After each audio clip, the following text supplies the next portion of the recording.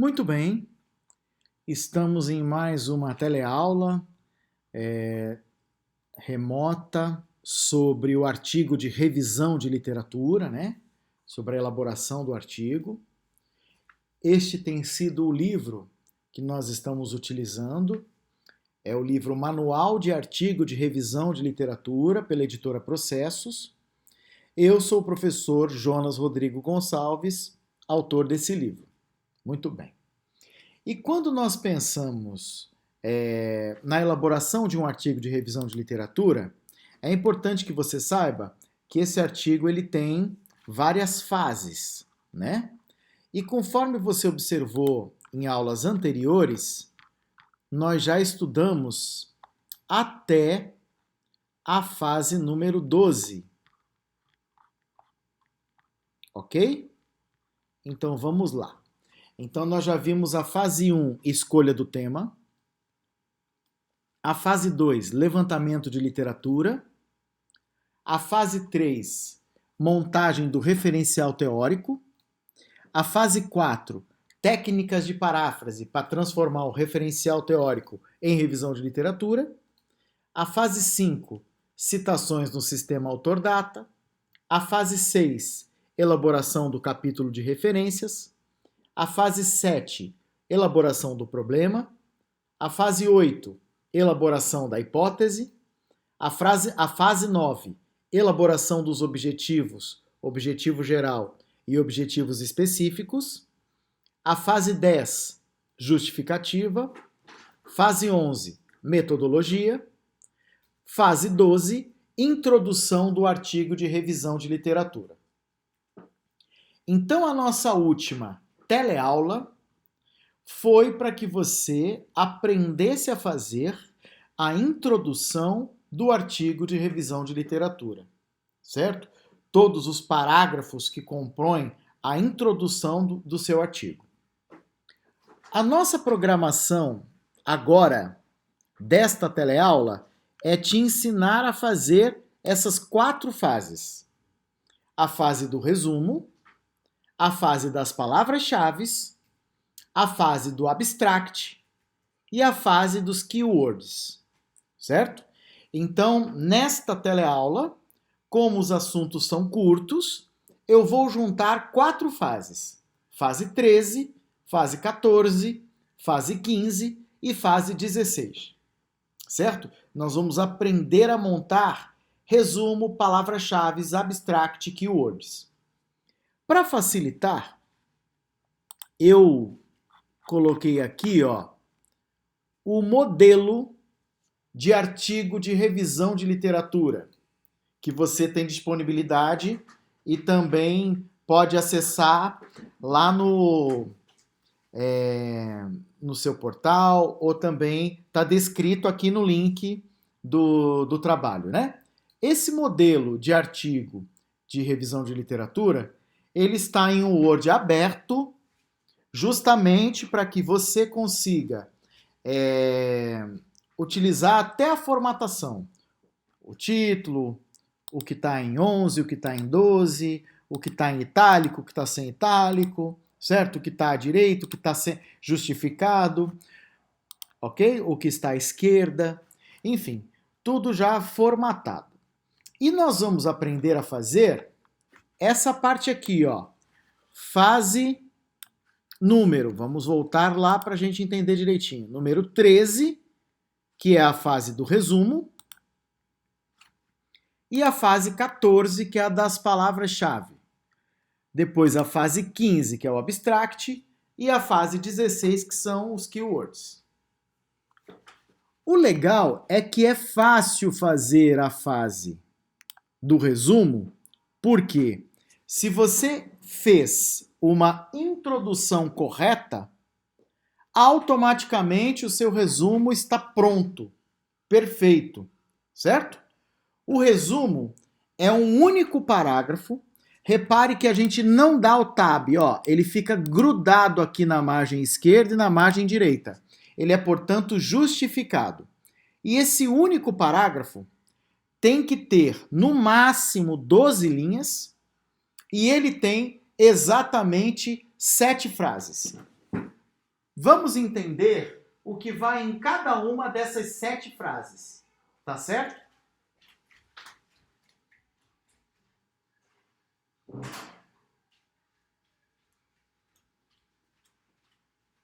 A primeira frase é assim, ó. O tema deste artigo é... Coloque aqui o tema do seu artigo. Está vendo que eu coloquei aí em vermelho para ficar mais fácil? Não que obrigatoriamente você tenha que colocar assim, o tema deste artigo é.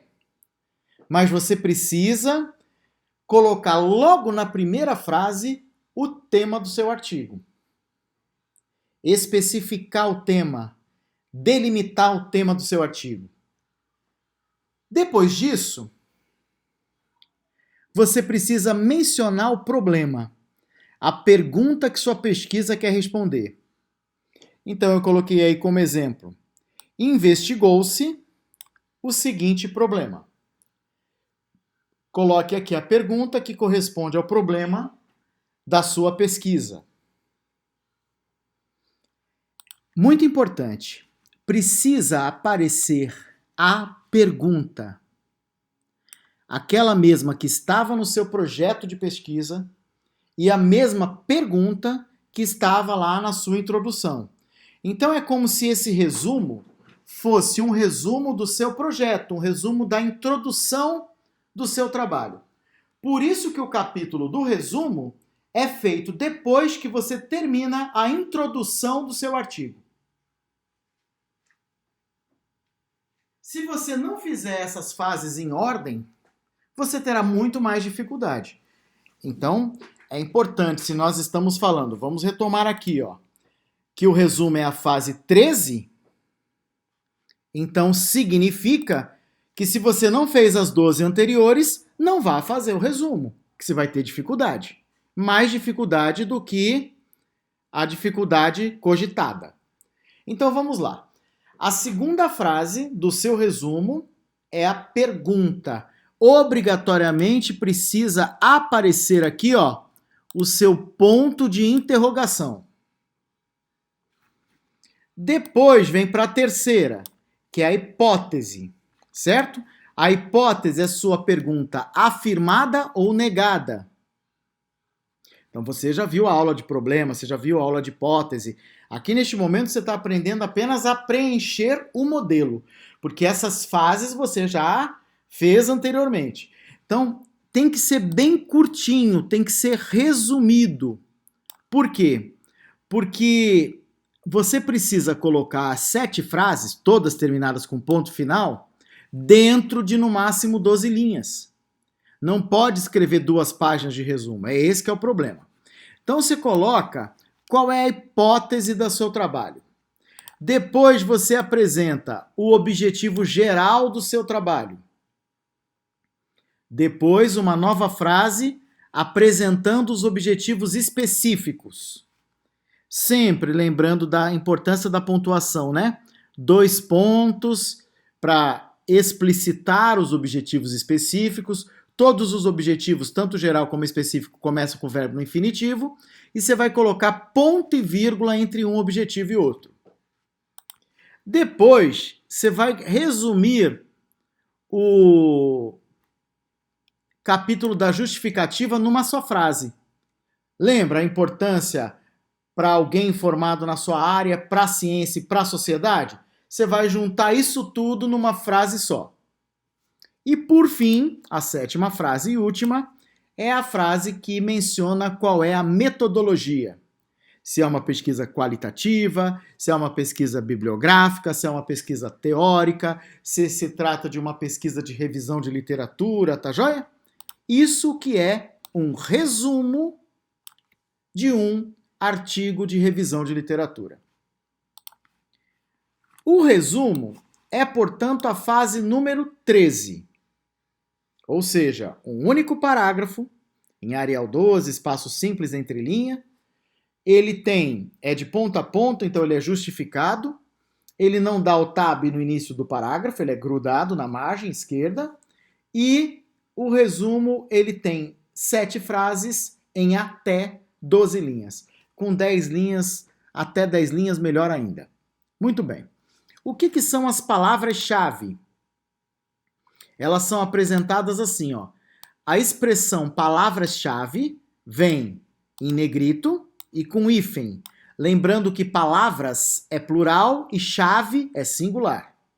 Depois, ó, com a inicial maiúscula, palavra 1, ponto final. Não pode pôr vírgula nem ponto e vírgula. Aí vem palavra 2, palavra 3 e palavra 4. Depois, palavra 5. Repare, ó, o que são essas palavras-chave? No mínimo 3 e no máximo 5 palavras, que sejam as palavras mais importantes do seu tema. Por exemplo, vamos supor que eu fosse fazer as palavras-chave do artigo que ensina a fazer artigo de revisão de literatura. Então, ó, artigo, revisão de literatura, trabalho acadêmico. Essas já seriam, por exemplo, as minhas 3 palavras-chave, minhas 3 expressões. Tá joia? Deu para entender? Então repare, ó, a fase 13 é o resumo. A fase 14 é a fase das palavras-chave. Aí você vem para a fase 15, que é o abstract. Estou fazendo a leitura em língua portuguesa. Mas é uma palavra que se quer a tradução da palavra resumo em inglês. Ela está em itálico porque é um estrangeirismo, porque está em língua inglesa. Então você mantém o negrito e vai estar em itálico, mantendo o Arial tamanho 12. E o que vai no abstract? O resumo acima, traduzido para o inglês em itálico e justificado. Em itálico porque será tudo em inglês. O resumo acima, traduzido para o inglês em itálico e justificado. Aqui eu fui repetindo para você observar que ele vai compor esse monobloco, de ponta a ponta, totalmente justificado. É muito importante que você saiba que a maior parte das pessoas que não dominam a língua inglesa, não são pessoas que leiam ou que leem ou que escrevem em língua inglesa, acabam jogando no Google Tradutor ou em outro tradutor eletrônico o seu resumo para gerar o seu abstract. Eu sugeriria que você fizesse isso em último caso. Só se realmente você estiver muito apertado financeiramente e não consiga arcar com os custos de uma tradução. Para você ter uma ideia, o resumo e as palavras-chave cabem numa página, né? Nós estamos falando aí de até 12 linhas de uma coisa e mais uma linha de outra coisa. Então, no máximo, 13 linhas. O custo disso, olha, tradutores aí, graduados em letras em inglês, gente formada em tradução, gente profissional, cobra aí no máximo entre 20 e 30 reais por página. Então eu, Jonas, considero um custo muito baixo diante da importância de você ter um texto bem traduzido, tá? É claro, se você não tiver nenhum recurso financeiro para poder fazer a tradução e não dominar a língua inglesa, não tiver algum parente ou amigo que possa fazer para você, dentre os tradutores, o Google Tradutor tem sido o menos pior. Então, o que mais se aproxima de uma tradução, não vou dizer correta, né, mas uma tradução aceitável, tá certo? Mas o ideal é você fazer isso. Aí você menciona até no rodapé. Você aqui não menciona que o artigo foi revisado contou com a revisão linguística de Roberta dos Anjos Matos Rezende, por exemplo? Aí você vai mencionar, este artigo contou com a tradução do resumo das palavras-chave e elaboração, portanto, do abstract em Word de fulano de tal. E aí você menciona aí o professor de inglês que fez a tradução, tá certo? É a mesma coisa com keywords, que são as palavras-chave. Você vai pegar as suas 3 a 5 palavras-chave aqui em língua portuguesa e vai traduzir para a língua inglesa. Então a nossa teleaula de hoje É isso, minha gente. Aprendendo a fazer o resumo, as palavras-chave, o abstract e o keywords. Tá joia? Até a próxima teleaula.